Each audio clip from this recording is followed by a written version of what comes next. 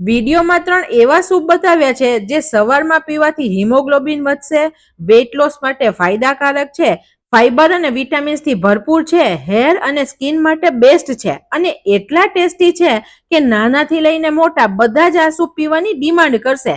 તો ચોક્કસ ઘરે બનાવજો અને વિડીયો પસંદ આવે તો લાઈક આપી રૂપલ્સ ટેસ્ટી ટિપ્સને સબસ્ક્રાઇબ જરૂર કરજો. Happy cooking, enjoy eating. સૌથી પહેલા આપણે દૂધી સરગવાનું સૂપ બનાવીએ. તેના માટે આપણે 3 નંગ જેટલી સરગવાની સિંગ લીધી છે, જેના મેં 2 ટુકડા કર્યા છે, એટલે 6 ભાગ છે. એક દૂધી લીધી છે, પણ આખી દૂધી આપણે સૂપમાં નથી વાપરવાની, આપણે આમાંથી કટકો દૂધી વાપરીશું. બંનેને આપણે 2 થી 3 વખત પાણીથી ધોઈ લઈએ. આપણે સરગવાને સમારી લઈએ. આ પાછળનો ને આગળનો જે સરગવાનો ભાગ હોય તે કાઢી લેવાનો. આમાં આપણે ઉપરથી છોલવી નથી, કેમ કે આપણે બાફવી જ છે. તો સિંગના આવી રીતે નાના નાના ટુકડા કરીએ.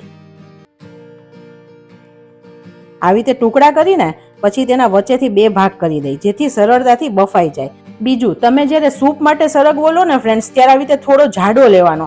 એકદમ પતલો હશે ને તો તેમાંથી પલ્પ નહીં નીકળે અને સૂપમાં પલ્પ નહીં લાગે. તો આપણે સરગવો જ્યારે સૂપ માટે લઈએ તો થોડો જાડો હોય ને તેવો પસંદ કરવાનો. સરગવાને આપણે કુકરમાં લઈએ.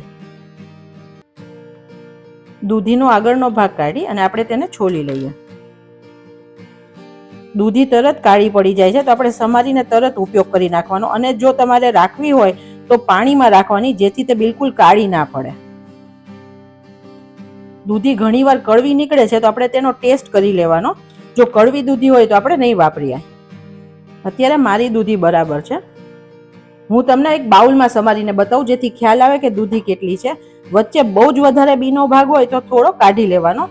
બફાવાની છે તો એમ ફ્રેન્ડ્સ વાંધો નથી. ઘરનું એક છાલ્યું અથવા એક બાઉલ જેટલી દૂધી થઈ છે, તેને પણ આપણે કુકરમાં લઈએ. ફ્રેન્ડ્સ, અત્યારે મેં અમેરિકન મકાઈને બાફી લીધી છે. આ બાફતી વખતે મેં 1 ગ્લાસ જેટલું પાણી, અડધી ચમચી મીઠું અને પિંચ હળદર નાખીને બાફી છે. આ પ્રોસીજર તમે જ્યારે સૂપ બાફવા મૂકો ને ત્યારે કરી લેવાની. સૂપ થશે પછી તેની અંદર તમે કોર્ન નાખીને ખાશો ને તો બહુ જ મસ્ત લાગશે. 1 ટીસ્પૂન જેટલું આપણે મીઠું એડ કરીએ અને 1 પિંચ જેટલી આપણે હળદર એડ કરીએ, જેથી કલર સરસ લાગે. 1 ગ્લાસ એટલે કે 200 ml જેટલું આપણે પાણી એડ કરીએ છીએ. કુકરના ઢાંકણામાં રીંગ લગાડી મીડિયમ ગેસની ફ્લેમે 3 વિસલ થવા દઈએ. કુકર આપણું વિસલ થયા પછી ઠંડુ પણ થઈ ગયું છે. ખોલીને આપણે દૂધી ચેક કરવાની. આવી રીતે ચપ્પુથી તમે ચેક કરી શકો છો. એકદમ સરસ બફાઈ ગઈ છે. જો તમે લસણ ખાવ છો ફ્રેન્ડ્સ, તો તમે આ ટાઈમે 3 થી 4 કળી લસણ બાફવામાં નાખી દેશો તો એકદમ સરસ સ્વાદ આવશે. બિલકુલ લસણનો કાચો સ્વાદ નહીં લાગે. આપણે મિશ્રણને બ્લેન્ડરથી બ્લેન્ડ કરીએ. દૂધી સરસ બફાઈ ગઈ હશે તો એકદમ સરસ બ્લેન્ડ થઈ જશે.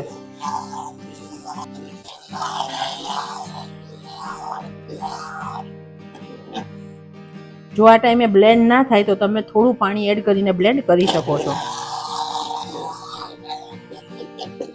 હું પણ બીજું 1/4 ગ્લાસ પાણી એડ કરીને બ્લેન્ડ કરું છું.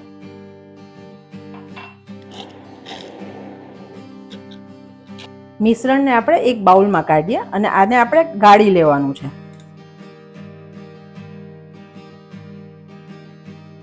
તમે જુઓ, દૂધીને લીધે કેટલો સરસ પલ્પ બન્યો છે. એકદમ થીક છે. સૂપ એકદમ પાણી પાણી જેવું હોય ને તો ફ્રેન્ડ્સ ના ભાવે. આ રેસીપી વેટ લોસ માટે પણ બહુ સારી છે. અત્યારે આપણે બિલકુલ ઘી તેલનો ઉપયોગ નથી કર્યો. ઘી તેલ કે બટર આપણે કશું નથી એડ કર્યું. તો તમે રાત્રે ડિનરમાં પણ આને લઈ શકો છો, કેમ કે દૂધી અને સરગવો બંને એટલા પોષકવાળા છે. કુકરમાં થોડું પાણી નાખી દઈએ, જેથી બધો પલ્પ આવી જાય.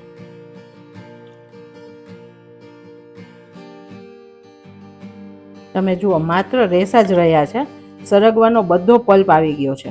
કેટલો સરસ થીક પલ્પ છે, તમે જુઓ. આ સૂપ થોડું વધારે થીક છે. હજુ આપણે આને 1 બોઇલ લાવવાનો છે, થોડા મસાલા એડ કરીને. તો આપણે અડધા ગ્લાસથી ઓછું પાણી એડ કરીએ. આપણે આને પતલું નથી બનાવી દેવાનું. તમારે કન્સિસ્ટન્સી જોઈતી હોય તેવી કન્સિસ્ટન્સીમાં રાખવાનું. અત્યારે આ પરફેક્ટ છે. ફ્રેન્ડ્સ, આ જે આપણે શિયાળામાં સૂપ પીએ ને, જે હેલ્થ માટે સારા છે, તે બનાવીએ છીએ. તેથી તેમાં કોર્નસ્ટાર્ચ કે કોઈ ઉપયોગ નથી કરતા. થિકનિંગ વસ્તુ એટલે વેજીટેબલનું જ છે. અને તમારે જો રેસ્ટોરન્ટ સ્ટાઇલ સૂપ જોવા હોય તો તમે મને કમેન્ટ સેક્શનમાં જણાવજો, તો હું તમને તે પણ બતાવીશ. તે અલગ રીતથી બને છે. એકદમ ગેસની ફ્લેમ સ્લો રાખીએ છીએ. 1 પિંચ જેટલું સંચળ એડ કરીએ છીએ. ચાખીને બધા મસાલા એડ કરજો જેથી ખારાશ વધી ના જાય. 2 પિંચ જેટલો આપણે ચાટ મસાલો એડ કરીએ છીએ. 1/4 ચમચી જેટલો મરી પાવડર એડ કરીએ. 1 પિંચ જેટલું શેકેલું જીરું એડ કરીએ છીએ.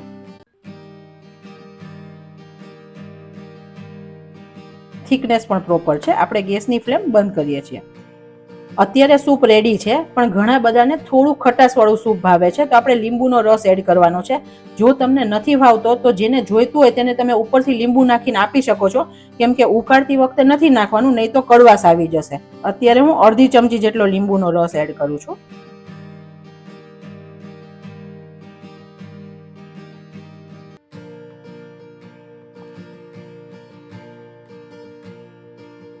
આ માપથી દૂધી સરગવાનું સૂપ 3 થી 4 લોકોને સર્વ કરી શકો છો.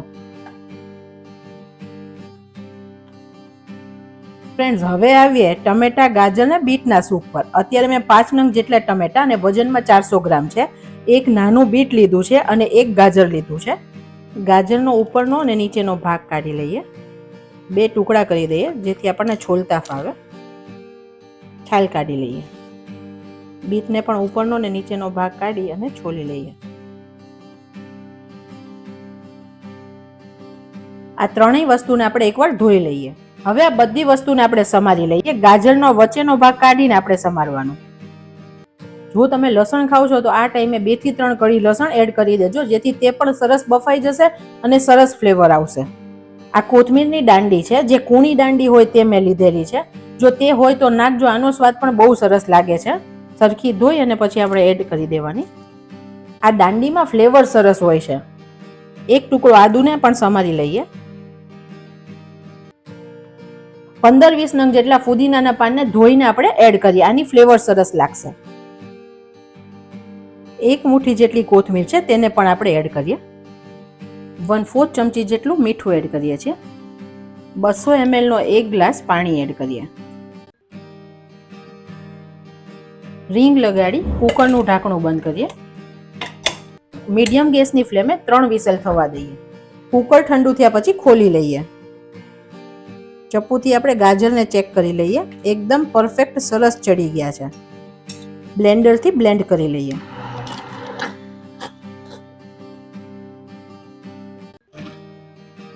સૂપને આપણે ગાળી લઈએ, જેથી કોઈ મોટા ચંક્સ હોય, ટમેટાની છાલ બધું નીકળી જાય.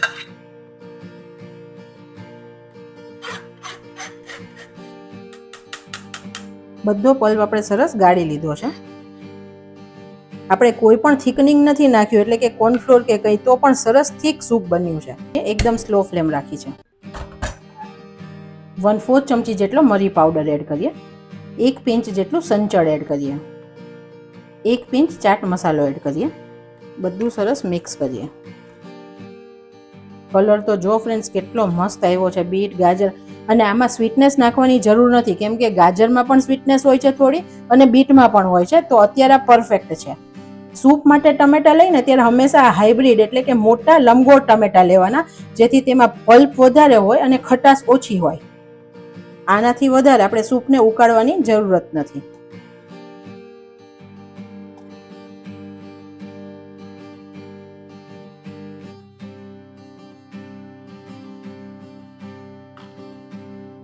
હવે ત્રીજું આવે છે mix veg soup. Generally mix veg soup છે ફ્રેન્ડ્સ, તે બધા ચાઇનીઝ રીતે બનાવે છે, કે જે રીતે આપણે મંચાઉ સૂપ બનાવીએ, હોટ એન્ડ સાવર બનાવીએ તે રીતે. અત્યારે આપણે લારી પર જે મિક્સ વેજ સૂપ મળે ને તે બનાવીએ છીએ.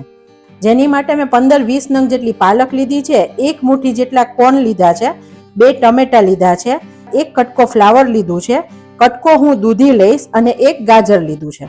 બધી વસ્તુ આપણે ધોઈને સમારી લઈએ. બધું આપણે કુકરમાં લઈએ.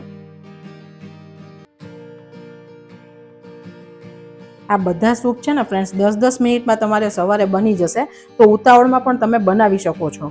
જો તમે ડુંગળી લસણ ખાવ છો તો 1 નાની ડુંગળી અને 3 થી 4 કળી લસણ આમાં એડ કરી દેજો, તો પણ સરસ સ્વાદ આવશે. થોડી કોથમીર એડ કરીએ. થોડા ફુદીનાના પાન એડ કરીએ. અને થોડી કોથમીરની દાંડી એડ કરીએ. 1/4 ચમચી મીઠું એડ કરીએ. 1 ટુકડો આદુ અને 1 આંબા હળદર છે તેનો ટુકડો લીધો છે. 200 ml એટલે 1 ગ્લાસ જેટલું પાણી એડ કરીએ. રીંગ લગાડી કુકરનું ઢાંકણ બંધ કરીએ. મીડિયમ ગેસની ફ્લેમે 3 વિસલ થવા દઈએ. કુકર ઠંડુ થઈ ગયું છે.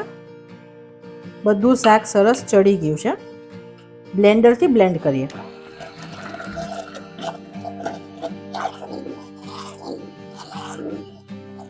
સૂપને આપણે ગાળી લઈએ. 1/4 ગ્લાસ પાણી એડ કરીએ.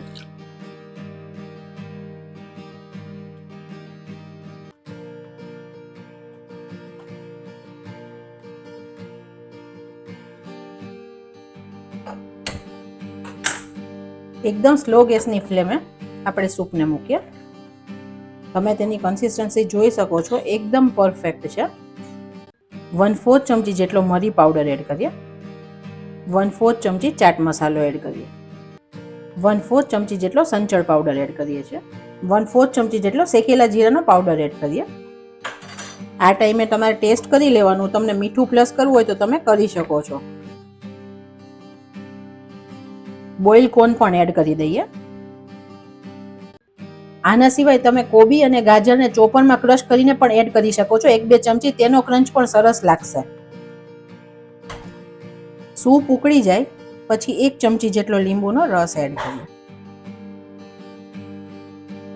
ગેસની ફ્લેમ બંધ કરીએ. અન્નપૂર્ણામાની કૃપાથી બેસ્ટ સૂપ બનીને રેડી છે.